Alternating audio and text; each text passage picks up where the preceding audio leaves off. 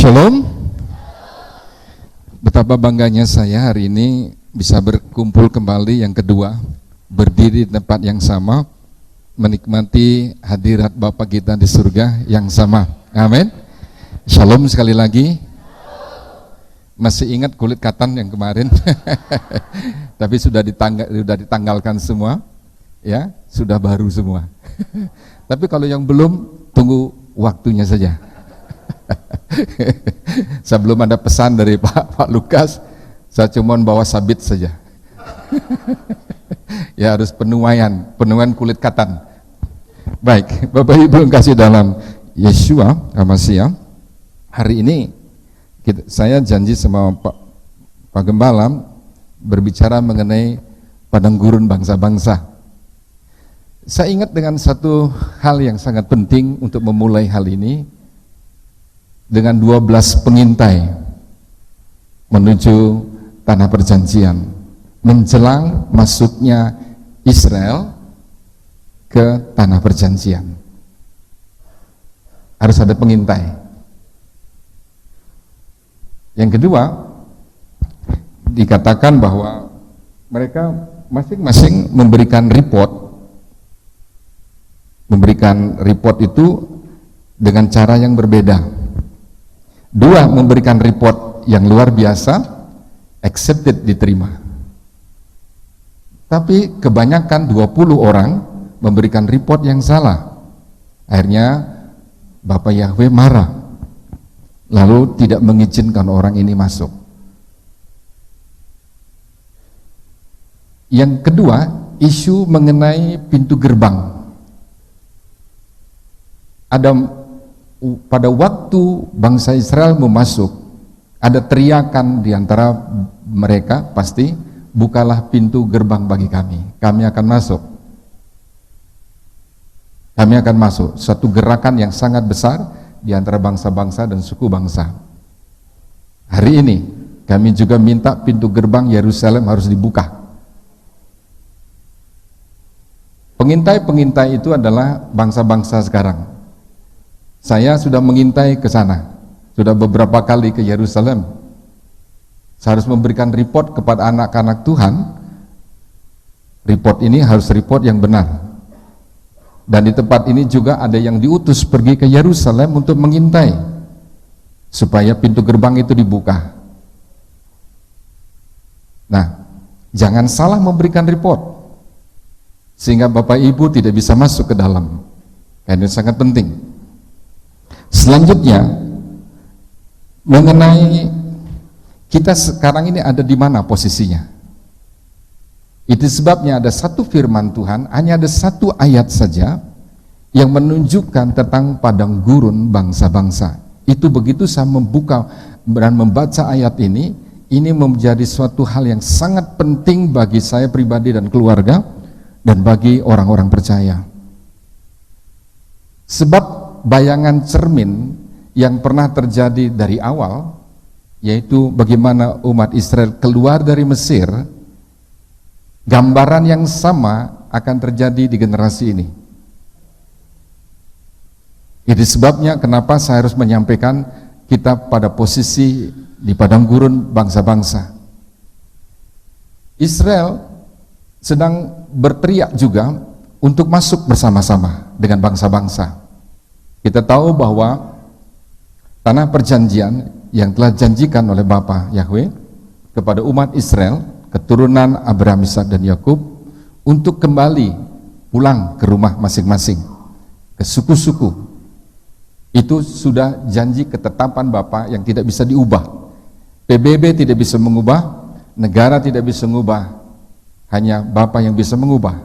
Tetapi itu tidak akan pernah diubah. Mereka harus pulang. Itu sebabnya Bapak, Ibu yang kekasih, hari ini kita betul-betul perlu memasang telinga kita, hati kita ini sedang ada di dalam posisi yang mana. Israel sedang berteriak, bukalah pintu gerbang bagi kami akan pulang. Ya, ada satu nyanyian yang sangat penting yang saya selalu nyanyikan bersama-sama dengan jemaat, meminta pintu gerbang untuk dibuka. Karena bukan hanya umat Israel, Secara jasmani, umat Israel dari bangsa-bangsa yang dipanggil untuk masuk pulang. Karena ini panggilan surgawi di depan kita menjelang kedatangan Adonai Yeshua Mashiach. Ana Adonai Hosiana.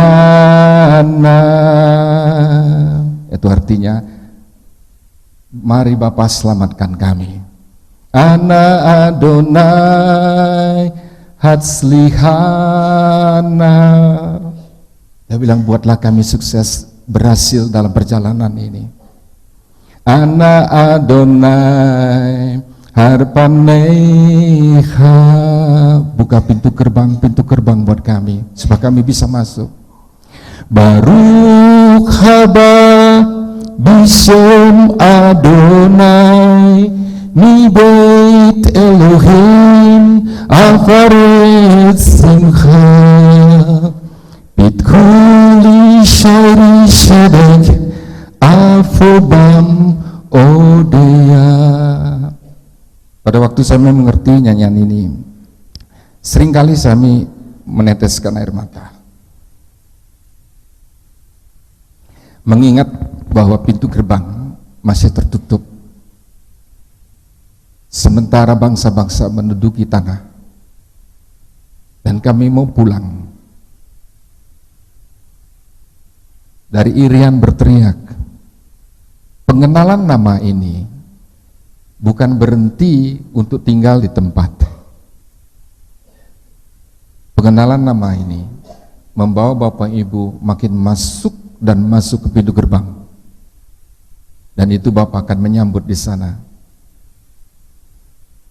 Saya bersyukur pengenalan ini entah bagaimana, saya tidak pernah belajar, tapi roh Tuhan membawa saya, Ruach HaKodesh membawa saya untuk mengerti ini. Apa yang disampaikan tentang Shema Israel, kok sama ya? Spirit yang ada pada di sini, kita sudah mengalami jauh sebelum saya kenal Pak Lukas. Dan akhirnya kita bersatu bersama-sama. Himpunan ini menjadi himpunan yang besar, yang akan masuk ke dalam satu himpunan yang sangat besar, ke pintu gerbang. Teriakan dari bangsa-bangsa, dari suku-suku bangsa, di setiap pulau. Ini bukan saya berbicara mengenai institusi, tetapi institusi tidak akan pernah bisa masuk tanpa pengenalan ini. Karena orang yang mengenal ini akan berbondong-bondong masuk dengan sorak-sorai pada waktu dipanggil, pada waktu trompet berbunyi, dikatakan bersama-sama untuk menikmati perjalanan yang bersama-sama, dipimpin oleh Bapa sendiri. Baik, saya tidak punya buku terjemahan. Saya pikir kalau bisa ditayangkan, kita akan baca Yeskiel. Kitab Yeskiel pasal 11 dulu, pasal 11 dulu. Yeskiel pasal 11 dulu, supaya mengerti bahwa karena ini merupakan bayangan cermin padang gurun bangsa-bangsa, yaitu padang gurun yang mirip sama, gambaran yang sama dengan padang gurun yang ada pada waktu bangsa Israel keluar dari Mesir. Karena ini merupakan bayangan cermin. Yeskiel pasal 11 ayat 16 dan ayat 17. Oleh sebab itu katakanlah, ini bahasa yang lama, beginilah firman Yahweh Elohim, walaupun aku membawa mereka jauh-jauh di antara bangsa-bangsa dan menyerakkan mereka di negeri-negeri itu, dan aku menjadi tempat kudus yang sedikit artinya bagi mereka di negeri-negeri di mana mereka datang. Oleh sebab itu katakanlah, beginilah firman Yahweh Elohim, aku akan menghimpun kamu dari bangsa-bangsa dan mengumpulkan kamu dari negeri-negeri di mana kamu berserak, dan aku akan memberikan kamu tanah Israel. Jadi tujuan akhir yang digambarkan oleh ayat ini, tanah Israel.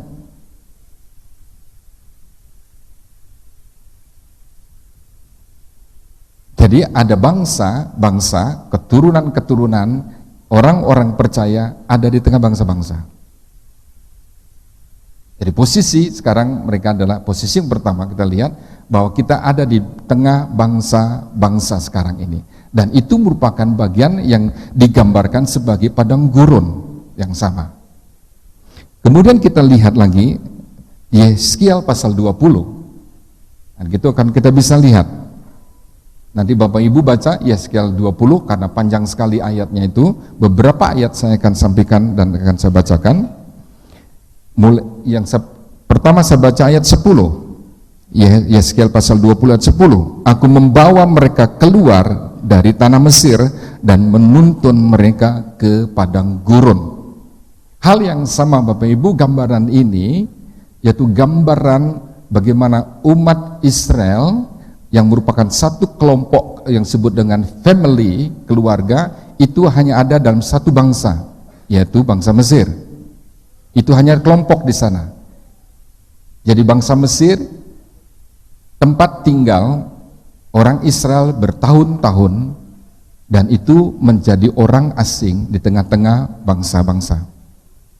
Itu bukan tempat tinggalnya, tetapi Bapa Yahweh memberikan satu tempat yang lain yang menjadi milik warisan turun-temurun untuk selama-lamanya.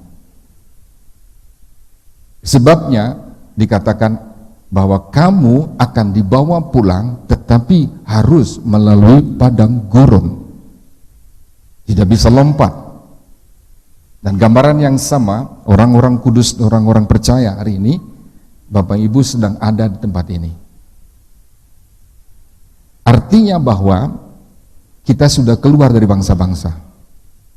Kalau namanya Bapak Ibu, orang Israel, dikatakan bahwa kamu akan kubawa dan sudah dibawa ke padang gurun, artinya kita sudah meninggalkan Mesir dan juga kita sudah meninggalkan bangsa-bangsa. Maka itu kalau kita lihat gambaran yang imajiner, yang gambaran yang ini, itu ada himpunan orang-orang percaya yang sedang berjalan di padang gurun antara bangsa-bangsa. Saya ada di Bali. Di kelompok-kelompok orang Bali, orang percaya itu, saya ada di tengah-tengah kumpulan orang Bali yang sedang berjalan menuju kepada tempat kediaman bersama-sama. Orang Irian sama, di semua pelosok seluruh negeri, dari tempat ini, di seluruh dunia ini, bangsa-bangsa itu akan keluar banyak orang menuju satu tempat kediaman. Kita bukan berasal dari sini, tapi tempat kediamannya kita harus tahu. Itu sebabnya tadi katakan apabila kamu mengenal namanya, sebagian Pendeta Bobby, itu menjadi sangat penting. Karena dengan nama ini kita mengerti kemana kita akan dibawa oleh Bapak Yahweh. Saya sebagai gembala, saya harus mengarahkan kemana kita harus dibawa. Kita tidak tinggal di sini, tapi kita harus mengerti firman Tuhan. Sekalipun hanya satu ayat saja disampaikan tentang padang gurun bangsa-bangsa. Ayat 23, 24. Walaupun begitu, aku bersumpah kepadanya di padang gurun untuk menyerahkan mereka di antara bangsa-bangsa dan menghamburkan mereka ke semua negeri.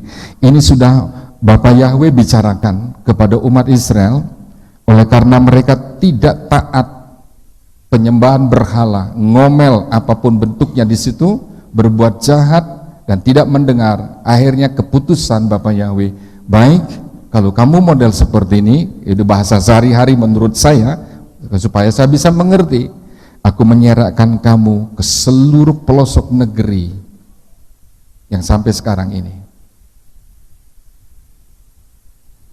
Itu sudah terjadi.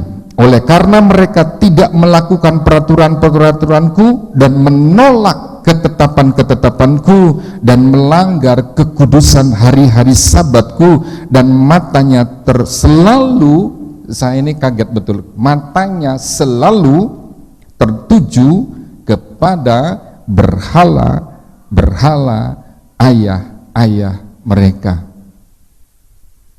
Di mana kita berada? Di bangsa-bangsa yang menyembah berhala. Betul? Saya berada di tengah-tengah bangsa, suku bangsa, yang notabene setiap hari saya melihat dengan mata kepala saya, dan mendengar dengan telinga saya, dan merasakan atmosfer dalam hidup saya. Suara ini, penyembahan berhala ada di tengah-tengah. Yang perhatikan Bapak Ibu, setiap hari, setiap jam-jam tertentu Bapak mendengar tentang suara-suara. Kita ada di tengah-tengah ini. Mata kita selalu tertuju dan telinga kita juga tertuju kepada suara seperti ini. Kalau Bapak Ibu tidak mengerti dasar fondasi yang kuat di sini, kita akan hanyut di dalam. Kita tidak sombong, kita bukan orang yang kuat. Nenek moyang kita mengalami yang sama. Kita tidak lebih baik daripada mereka. Cuman karena mereka tidak mau mendengar, kata sederhana sekali, kenapa mereka jatuh dalam penyembahan berhala? Karena mereka tidak mau mendengar apa yang dikatakan oleh Bapa.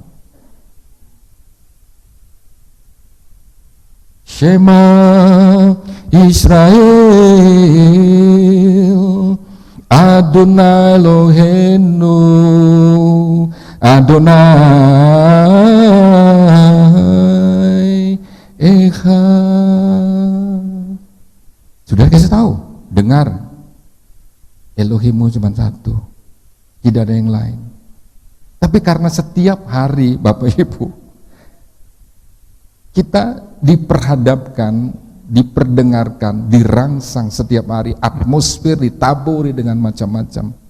Lama-lama itu menjadi baik, lama-lama itu menarik, dan lama-lama kita masuk ke dalam. Kita sekarang Bapak Ibu yang kasih, gereja-gereja yang besar, dulu saya ada satu gereja yang sangat besar, punya prinsip penilaian secara rohani.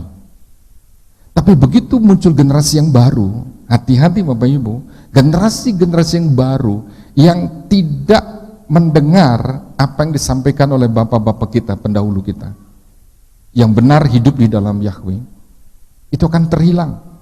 Maka generasi-generasi sekarang ini muncul suatu generasi yang tidak lagi mengenal pekerjaan Roh Kudus, sehingga mudah sekali semua tradisi, hukum dan budaya bisa masuk ke dalam. Saya menjadi kaget. Dulu hamba-hamba Tuhan yang begitu sangat sensitif dengan pekerjaan Tuhan, sekarang udah hilang karena menganggap semuanya itu harus dihormati dan dihargai. Perintah bumi ini, hormati, hargai segala suatu penyembahan mereka. Betul, itu perintah. Tapi perintah Tuhan apa? Runtuhkan dan robohkan, hancurkan. Keluar kamu dari sana. Saya dulu masih ingat Bapak Ibu, pada waktu papa saya belum menerima Yeshua Masiah, masih dalam penyembahan berhala, ya, saya kerjakan bersama istri saya. Saya mulai runtuhkan pelan-pelan itu dewa-dewa, ya pura-pura yang ada di rumah, saya meruntuhkan pelan-pelan. Karena itu diperintahkan diruntuhkan, bukan dilestarikan. Sekarang apa? Pelestarian cagar budaya itu memikat generasi. Dia ingin tahu kenapa ini. Akhirnya apa? Oh itu baik. Akhirnya masuk ke dalam. Maka itu kenapa Bapak Yahweh tidak mengizinkan Bapak Ibu untuk melestarikan yang model-model seperti runtuhkan dan bakar, habiskan mereka semuanya. Ayat 32.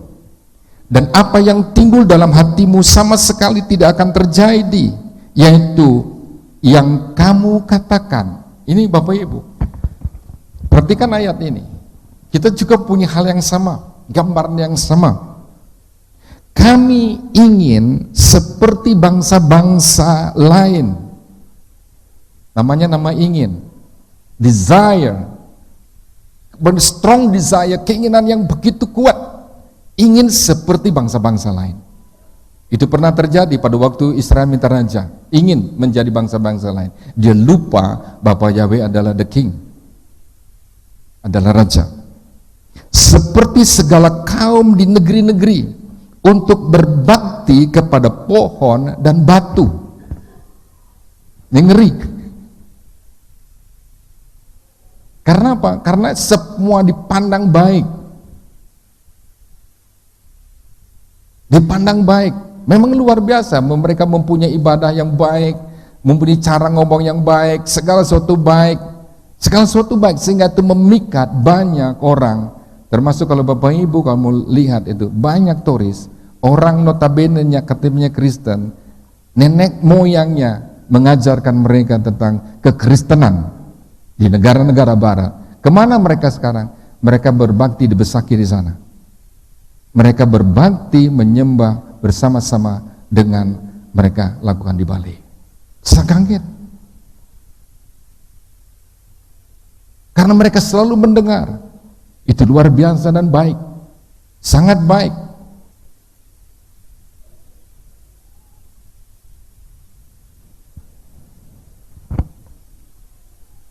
Demi aku yang hidup, demikianlah firman Yahweh Elohim, aku akan memerintah kamu dengan tangan yang kuat dan lengan yang teracung dan amarah yang tercurah. Aku akan membawa kamu keluar dari tengah bangsa-bangsa dan mengumpulkan kamu dari negeri-negeri di mana kamu berserak dengan tangan yang kuat dan lengan yang teracung dan amarah yang tercurah. Gambaran bangsa Israel, dia ingin menjadi bangsa seperti orang lain, seperti bangsa-bangsa lain. Keinginan ini, Bapak Yong katakan, tidak. Sekalipun kamu memiliki keinginan ini, tetapi aku sendiri tidak akan pernah mengizinkan itu.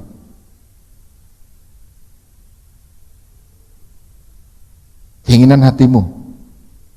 Maka itu, Bapak, jaga juga saya seperti apa yang kau katakan ini. Supaya tidak menginginkan hal-hal yang jahat melawan Tuhan.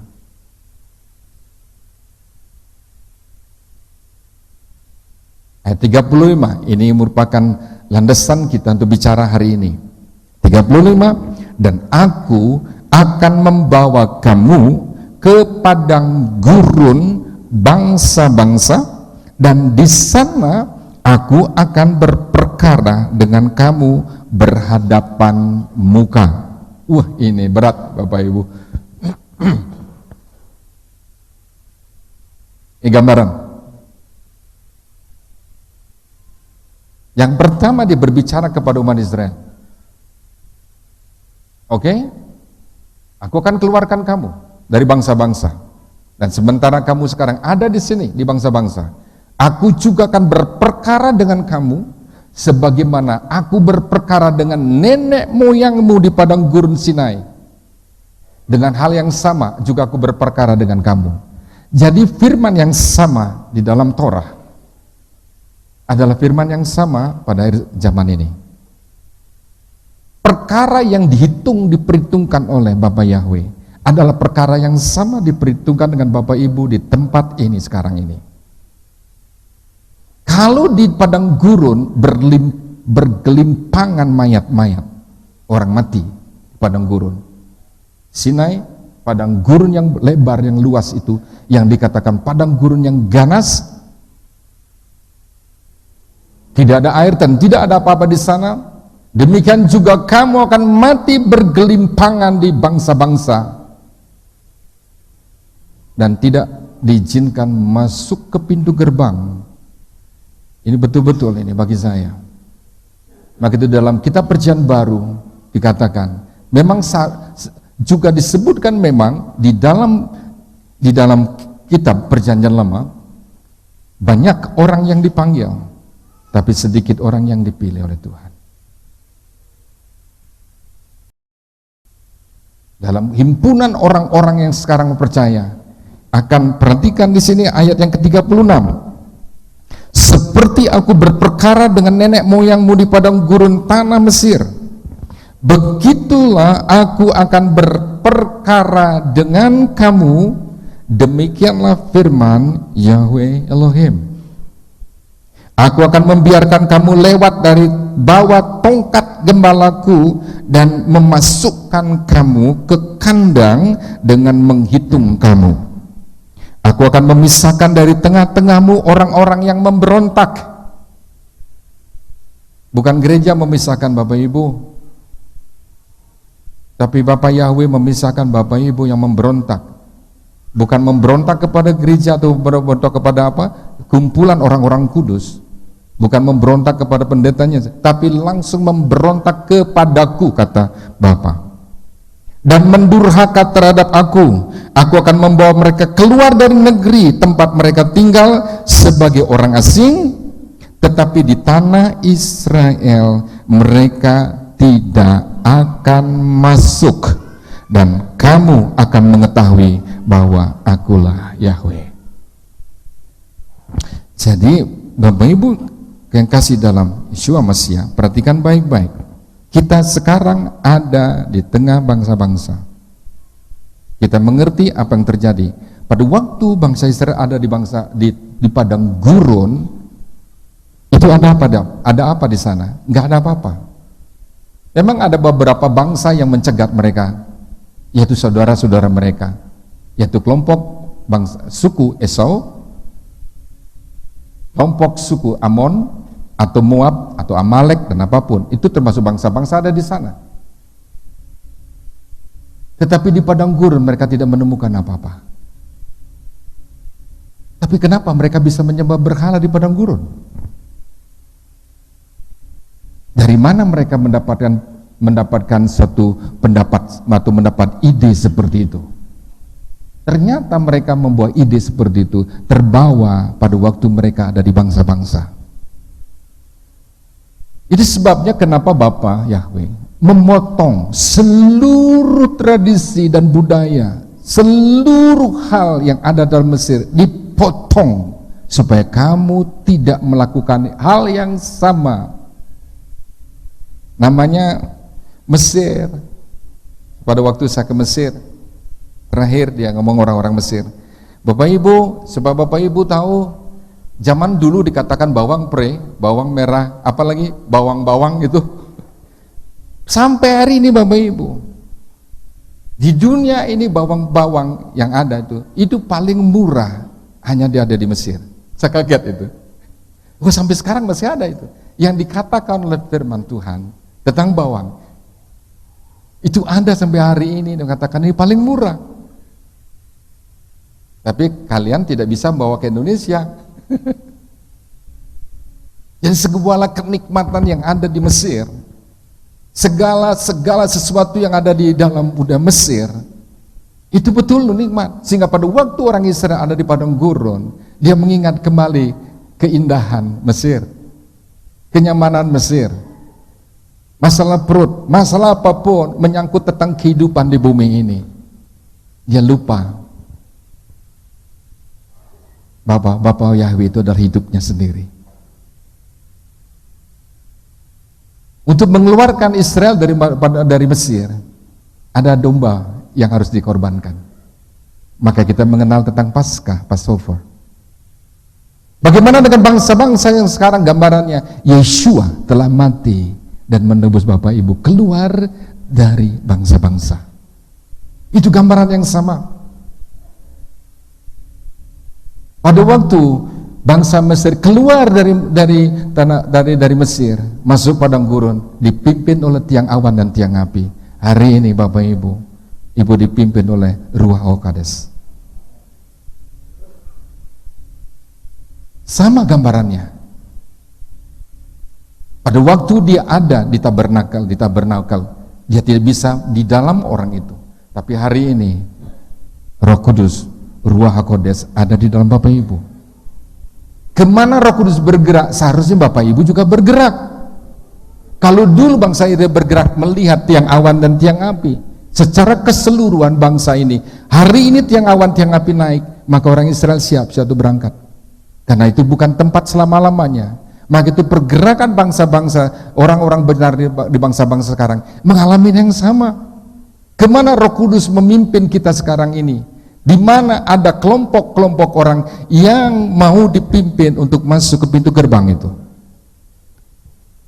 Kalau tidak, orang itu akan mati tetap di padang gurun bangsa-bangsa.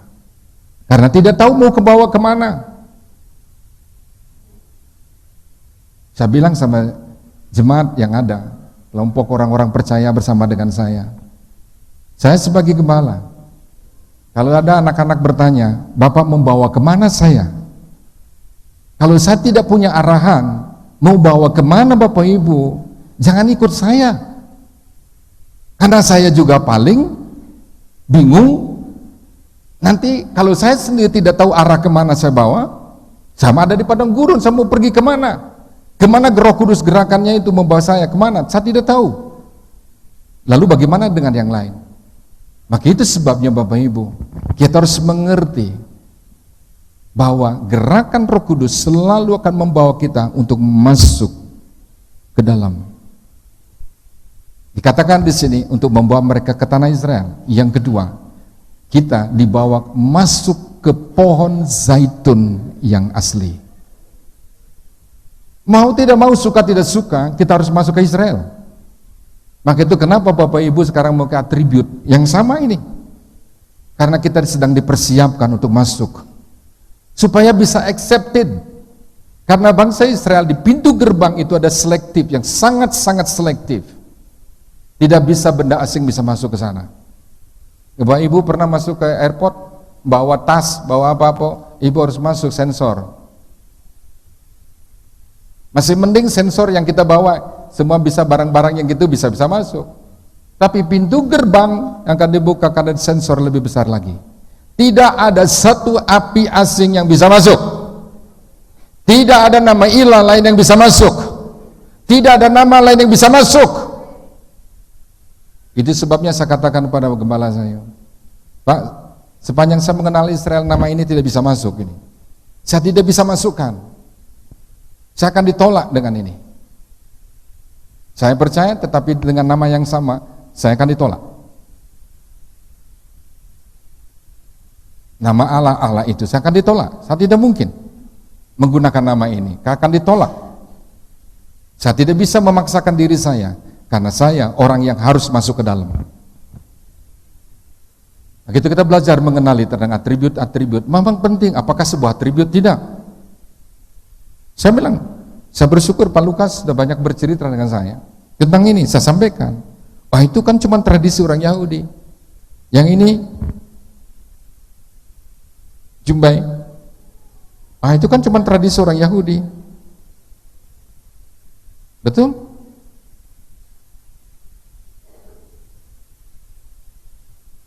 Tidak. Ini adalah perintah Tuhan, bukan tradisi, tetapi perintah Tuhan. Saya pernah tanya, apa sih artinya Pak ini? Berapa pilin? Gimana cara membuat? Untuk apa dan sebagainya? Langsung saya ditegur oleh orang Yahudi. Pasti kan? Tidak, itu perintah Tuhan. Ya. Kalau perintah Tuhan, Tuhan mengajarkan kita untuk taat, bukan untuk mengerti.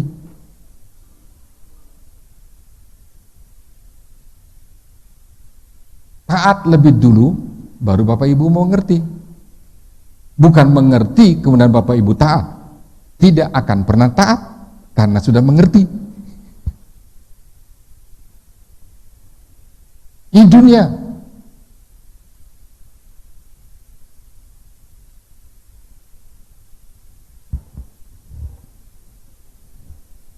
Yang kedua, kita lihat. Sekarang kita sudah keluar dari bangsa-bangsa, satu keluar untuk tinggal, tetap masih tinggal di bangsa-bangsa, untuk kita berjalan bersama-sama. Nah, tahu kelompok siapa yang akan ketemu? Ini dari Bali ketemu, dari Magelang akan ketemu, dari Papua akan ketemu, kita jalan sama-sama Pak. Tapi bangsa-bangsa itu lebih hebat. Nikmatnya, kalau di padang gurun itu gambaran yang tidak ada apa-apa, di bangsa-bangsa itu banyak apa-apa. Terlalu banyak sehingga orang sangat sulit. Mana lebih sulit Bapak diajak keluar dari padang gurun, ayo ke tempat yang lebih baik, atau keluar dari bangsa-bangsa? Coba perhatikan itu. Di bangsa-bangsa semua ada. Kenikmatan jasmani, kenikmatan apapun itu ada di bangsa-bangsa. Maka itu untuk dibawa kembali untuk mengenal ini saja sangat sulit.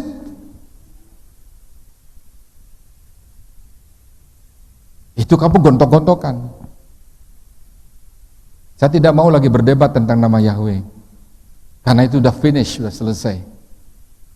Saya harus maju, ketimbang saya mengurus yang nama ini saja. Nama yang harus perlu dihormati, nggak perlu diperdebatkan. Nama Elohim. Sekarang rame boy, di mana-mana, semua gereja-gereja nolak. Karena kenikmatan dunia ini masih nyaman menggunakan itu, masih nyaman dia hidup dalam pola seperti itu. Tapi saya tidak, rasanya nggak mungkin lagi nih. Saya harus keluar, membentuk satu kelompok-kelompok yang bisa bersama-sama menuju ke pohon zaitun yang asli. Selanjutnya dikatakan gini, we are going to the land of Israel. Belum pernah itu firman ini diubah ini. Kita disuruh pergi menuju kepada New York itu atau ke Tokyo, nggak pernah tuh. Coba cari satu ayat deh, ada nggak ayatnya? Nggak ada itu ayat. Tapi how? Kenapa? Bagaimana kita pergi ke sana? Berapa besar saja? Itu kan pekerjaannya Tuhan. Itu dimensinya Tuhan, atmosfernya Tuhan membawa kita untuk mengerti ini. Jadi artinya bahwa tanah itu adalah tanah yang sama atau tanah yang berbeda. Atmosfer yang sama atau atmosfer yang berbeda.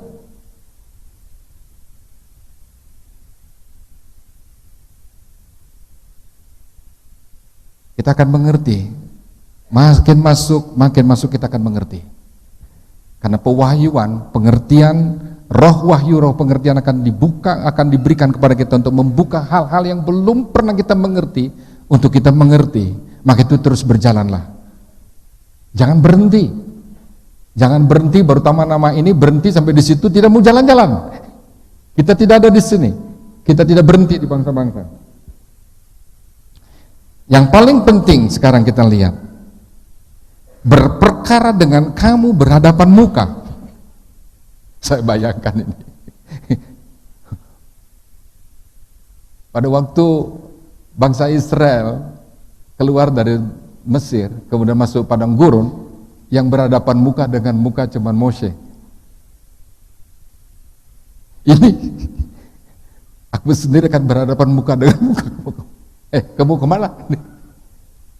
Kalau bahasanya, Stephen mau kemana kamu Stephen?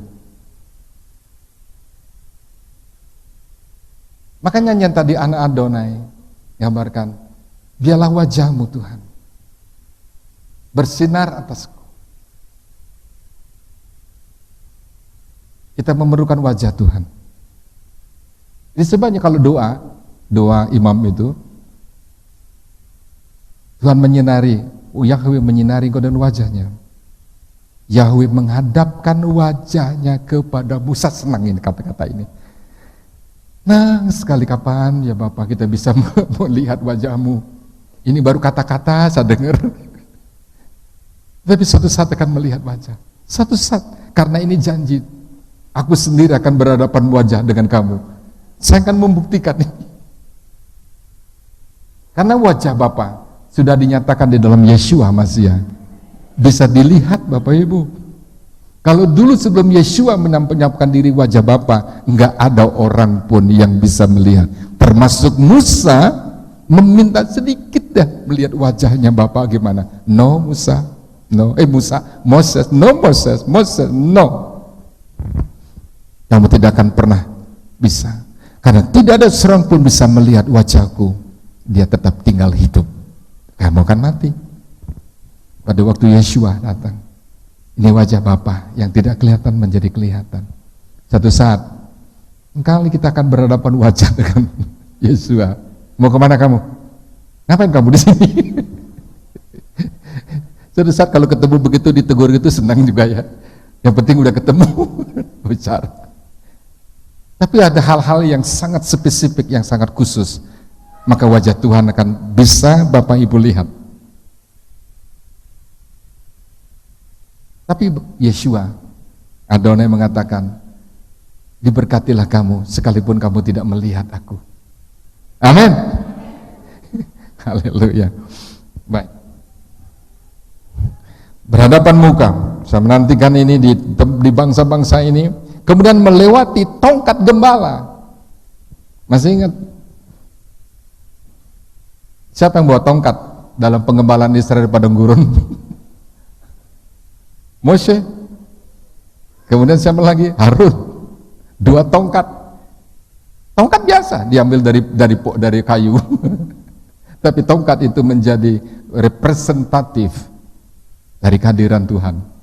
Oh, Musa, kamu bawa apa? Tongkat. Pakai tongkat itu kan. Satu saat saya akan melihat satu pemimpin, bukan antikris, pemimpin dari kelompok-kelompok hamba-hamba Tuhan. Mari kita bersama-sama. Ada tongkat gembalaku. Tuhan punya para gembala-gembala. Tongkatnya Tuhan, otoritasnya Tuhan, perintah Tuhan harus diikuti. Kalau kita bicara mengenai kasih karunia, oh nggak perlu perintah-perintah Tuhan. Yang bilang siapa? Dasar kasih karunia itu adalah law, hukum. Kita tidak bisa memisahkan satu, membuang satu dan menerima satu. Tapi kita harus bersama-sama. Orang berdosa harus kena hukum. Orang setia mendapatkan upah. Itu ada hukum ketetapan yang harus dikerjakan dengan setia sepanjang hidup kita di bumi ini, menantikan waktu penggenapan segala sesuatu. Dan yang terakhir Bapak Ibu, nanti akan baca semua baik-baik dan kemudian renungkan baik-baik apa yang sampaikan hari ini, karena waktunya sangat pendek dan kita harus perlu banyak sekali merenungkan apa yang harus dikerenungkan, yaitu masuk kandang dan menghitung kamu. Di dalam ayat yang ini, saya betul-betul perhatikan ayat yang ke-37 dan hati saya bergetar di sini tentang masuk kandang menghitung kamu. Nanti kita akan pelajari bersama-sama, karena pewahyuan-pewahyuan kita yang selama ini perlu terus minta pengertian daripada Roh Kudus, dan kita juga akan selalu berkonsultasi, dan saya dengan Pak Lukas bersama-sama kemudian untuk mengerti tentang memasukkan kamu ke kandang. Aku akan membiarkan kamu lewat dari bawah tongkat gembalaku, dibiarkan lewat gitu, lewat sebelum masuk lewat gitu, dibiarin lewat. Tetapi perhatikan, ada pintu yang satu dikatakan di sini, dan memasukkan kamu ke kandang, lalu menghitung kamu, dihitung ini. Nah sekarang, kalau gambaran yang sederhana, domba-domba lewat di kandang para gembala, penjaga pintu masuk, Pak, masuk Bu, masuk Dek, terus itu masuk ke kandang, dan kemudian dimulai dihitung di dalam hitungan ini. Kalau sudah komplit penghitungan ini, maka segala sesuatu akan berakhir. Sayang sekali, dalam penghitungan nanti tidak semua akan dipilih. Bahasa sederhana sekali. Masuk kandang, oke, betul. Udah, kita hitung sekali. Ah, ini aku perlu, ini pilih. Yang lain, oke. Karena kamu tidak. Memang aku biarkan kamu masuk ke tongkat. Aku biarkan kamu bisa lewat dan masuk kandang. Aku biarin. Tanpa melihat sensor, aku biarkan kamu masuk lewat tongkatku. Tetapi setelah masuk, tunggu dulu. Siapa mereka tidak masuk hitungan ini? Itu ayat yang selanjutnya dikatakan, aku akan memisahkan dari tengah-tengah kamu, dari kandang ini, orang-orang yang memberontak. Yang kedua, yang mendurhaka terhadap aku akan membawa mereka keluar dari negeri tempat mereka tinggal sebagai orang asing. Saya dibawa, kalau saya terjemahkan, saya dibawa keluar dari suku saya, dari pengenalan saya, budaya saya yang lama, keluar oleh karena darah Yeshua. Tapi bukan saya berhenti di situ. Kalau saya melakukan, perhatikan ini, kamu memberontak dan menghina namaku, mendurhaka terhadap namaku, mendurhaka terhadap aku akan memisahkan kamu. Ini berat. Tugas kita masing-masing untuk melihat generasi. Masing-masing harus ngecek, sendiri-sendiri ngecek, karena keselamatan itu adalah pribadi. Keselamatan bukan dalam bentuk kelompok, sekalipun ada pribadi dalam satu kelompok, tapi selamatkan dirimu sendiri supaya masuk dalam hitungannya Tuhan. Dan Tuhan pilih, Tuhan tahu kapan kita memberontak. Itu sebabnya dikatakan sini, tetapi di tanah Israel mereka tidak akan masuk. Lalu kemana mereka? Mati di tengah-tengah bangsa-bangsa. Maka itu hal yang sama, perkara yang sama yang diperhitungkan oleh Bapa Yahweh. Apa yang terjadi dari nenek moyang kita Israel akan diperhitungkan yang sama dengan orang-orang benar, orang-orang kudus yang ada di bangsa-bangsa sekarang ini. Jadi kalau sekali lagi Bapak Ibu, kita ada di tengah sekarang bangsa-bangsa, mau bergerak kemana? Tuhan mau perhatikan dan dengar baik-baik suaraku. Perhatikan baik-baik. Di dalam pertama Korintus pasal yang ke-10, Tuhan memperingatkan tentang Israel, peringatkan bangsa-bangsa. Israel adalah satu contoh dan teladan, supaya kamu jangan melakukan yang sama apa yang dilakukan oleh nenek moyangmu. Penyembahan berhala, perbuatan-perbuatan yang jahat, ngomel. Saya pernah pada waktu saya pergi ke padang gurun, ya, Bapak, kalau saya pun taruh di sini 1 menit pasti saya ngomel betul-betul ngomel. Karena saya nyaman, belum pernah lihat padang gurun, nyaman. Kemudian begitu saking nyamannya suruh masuk padang gurun, ya, biasa minum air, biasa tidur dengan ada AC sebagainya, taruh padang gurun 5 menit saja, saya akan berdoa, Tuhan kenapa kau bawa ke sini? Dan ngomel saya. Tanyakan, Tuhan kenapa engkau bawa saya ke sini? Pertanyaan yang klasik. Pada waktu saya pernah tanya begitu, Roh di dalam saya berbicara begini, Stephen,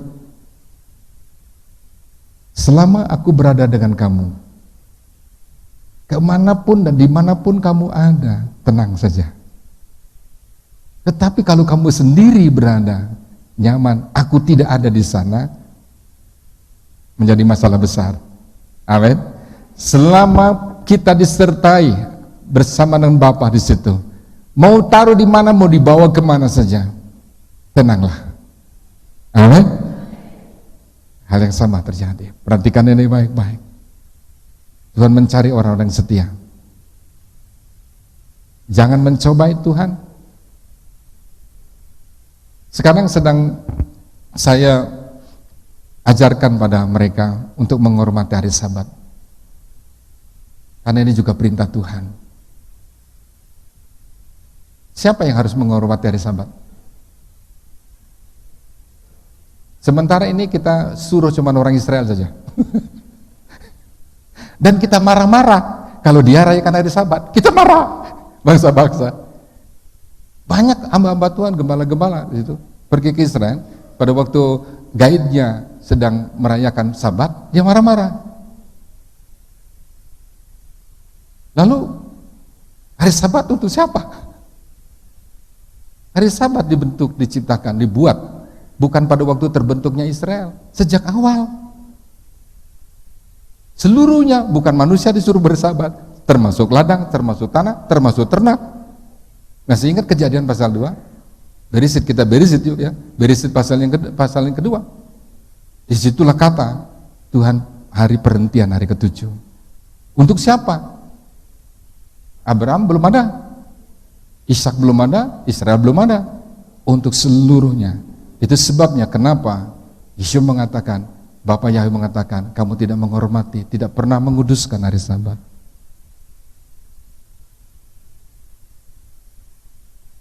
Bukan mengajar kita untuk menjadi orang Advent.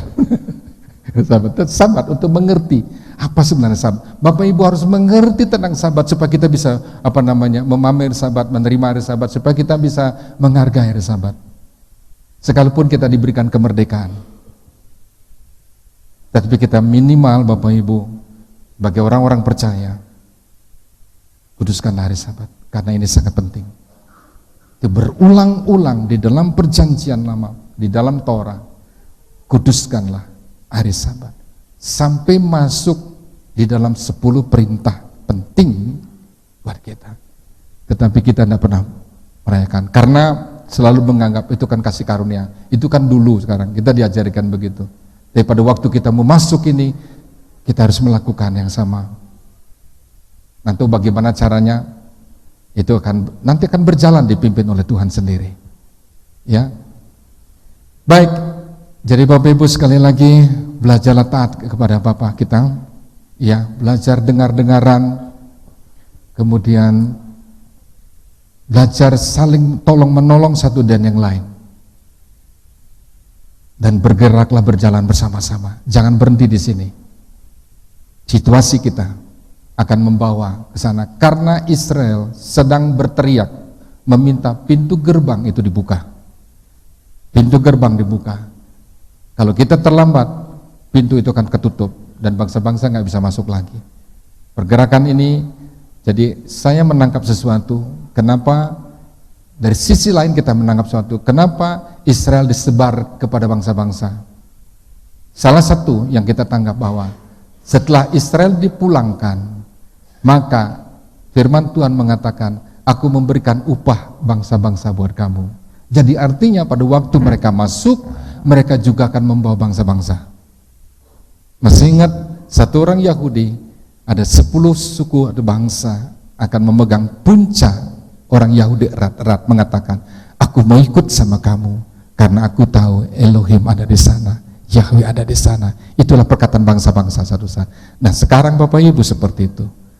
Mari kita bergerak bersama-sama. Bapak Yahweh memberkati.